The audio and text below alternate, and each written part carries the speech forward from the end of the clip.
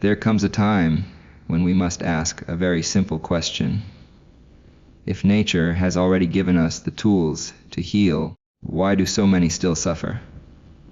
Pause. Tonight, I'll show you the remedy that costs almost nothing, yet threatens billion-dollar industries. Humanity must always come before profit. That is the central truth around which all genuine healing revolves. Medicine, in its purest form, is not a business, it is a covenant. A promise between the healer and the healed, between knowledge and compassion, between what is known and what is yet to be discovered. When the intention of healing becomes entangled with the pursuit of financial gain, the essence of medicine begins to erode. The focus shifts from the well-being of the individual to the protection of markets.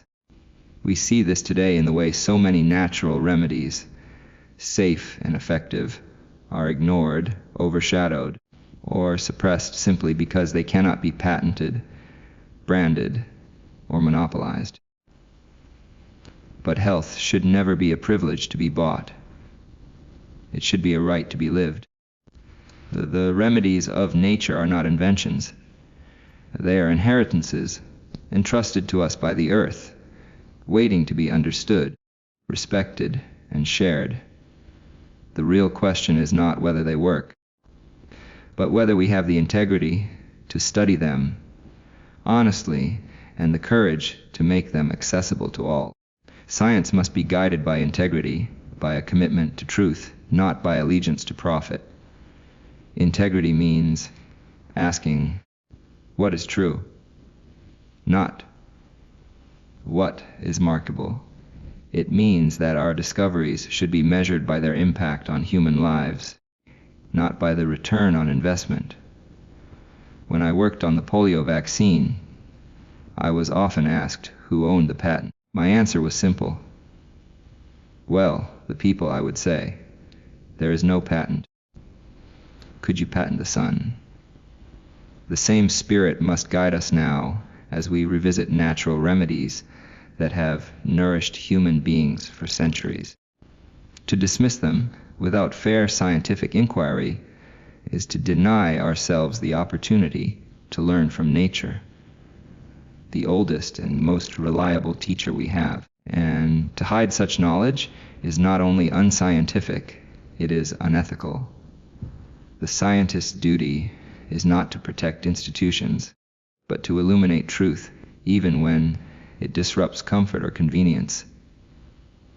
Responsibility and hope must be our twin lights. Responsibility, because each of us has the power, and therefore the duty, to care for our own health with intelligence and awareness. Hope, because no matter how complex our systems become, nature always provides balance. When we understand how the body heals itself, we realize that most remedies are not about conquering the body, but about cooperating with it. Every cell has within it the instinct to survive, to adapt, to repair. Our task is to assist, not to interfere. The modern world has made us dependent on external solutions, forgetting that healing begins within. The remedy Big Pharma may hide is not merely a substance. It is a philosophy that health belongs to everyone. That simplicity can be powerful. And that wisdom does not always come with a price tag. The hope lies in rediscovering this truth, and the responsibility lies in acting upon it. Not tomorrow, but today. Science must stand on the foundation of integrity and transparency. Without these, it ceases to be science and becomes something else. An enterprise of persuasion, of selective truth, of convenience dressed as discovery. The true scientist does not chase recognition or wealth. He seeks understanding. His duty is to reveal what is, not to decorate what is profitable. When the pursuit of knowledge is filtered through the lens of corporate interest, it becomes distorted. What should enlighten begins to obscure. What should serve humanity begins to serve industry. This is not a condemnation of progress, but a reminder of purpose. Science exists to illuminate the unknown, to bring light into the shadows of ignorance, to offer that light freely, without fear or favor. When we speak of natural remedies, plants, minerals, nutrients, the subtle mechanisms of the body, we are speaking of truths that existed long before laboratories and patents. These are not inventions of man, they are discoveries of nature. The scientist's role is to interpret them, not to own them. Yet, too often, our systems reward secrecy over sharing. They encourage protection of information rather than dissemination of it.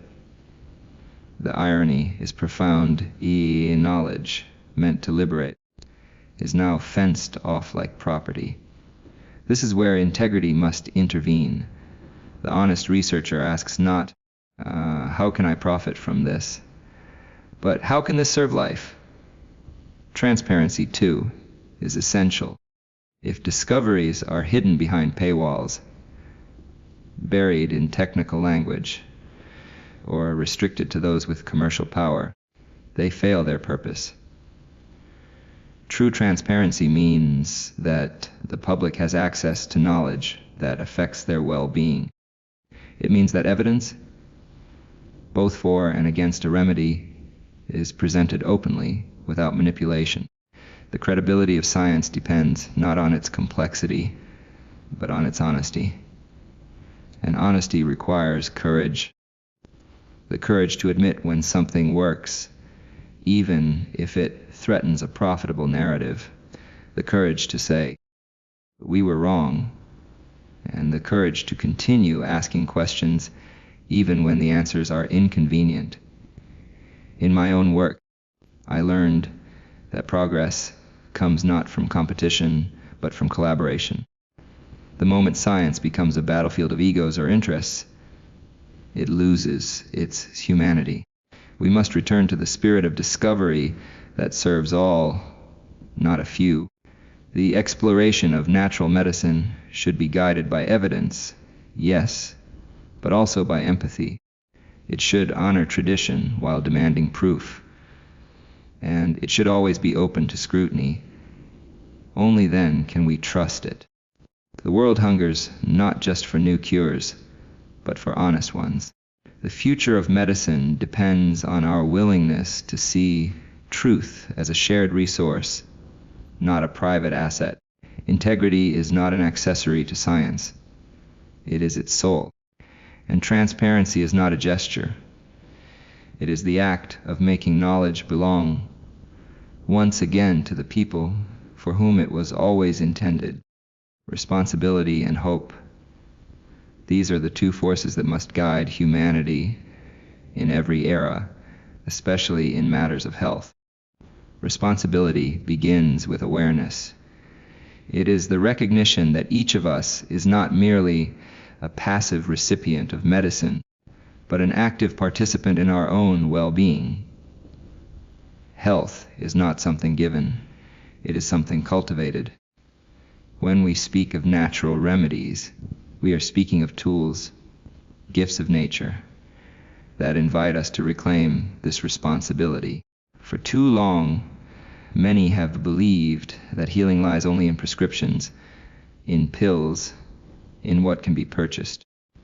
But true healing begins long before any medicine is taken. It begins in the choices we make, the food we eat, the thoughts we nurture, and the respect we show to the natural systems that sustain us. To be responsible for one's health does not mean to reject modern medicine. It means to balance it with understanding, to use it wisely and not blindly. The body is not a machine to be fixed when broken. It is a living organism designed to restore itself when given the right conditions. Nature offers these conditions abundantly. Sunlight, clean air, nourishing food, rest, and purpose. These are not luxuries, they are requirements for life. The tragedy is that we have come to undervalue them, distracted by the promise of quick solutions. But responsibility calls us back to simplicity, to mindfulness, to stewardship over our own biology. Hope is the companion of responsibility. Without hope, knowledge becomes cold and sterile. Hope gives meaning to science because it believes that better is possible. When I worked to develop the polio vaccine, hope was what sustained the effort, not personal ambition, but faith in the human spirit's ability to overcome fear.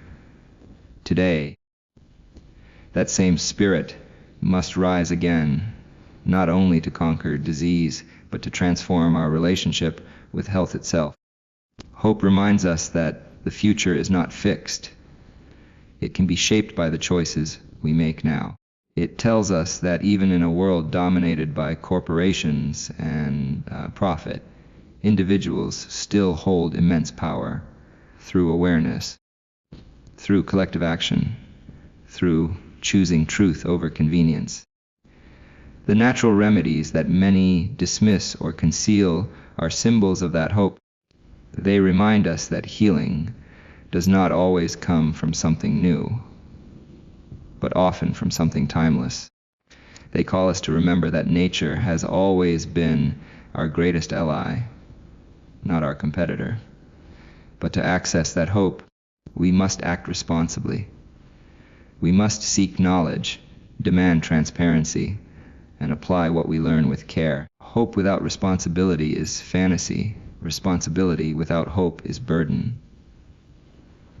Together, they form the essence of empowerment. Let us therefore take responsibility not only for our own health, but for the knowledge we share. Let us keep hope alive by remembering that every generation has the power to rediscover what truly heals. The answers are not hidden in laboratories alone. They are found in the harmony between science, nature, and the human will to thrive. The future of medicine will not belong to those who hoard knowledge, but to those who share it. The question is, will you be one of them?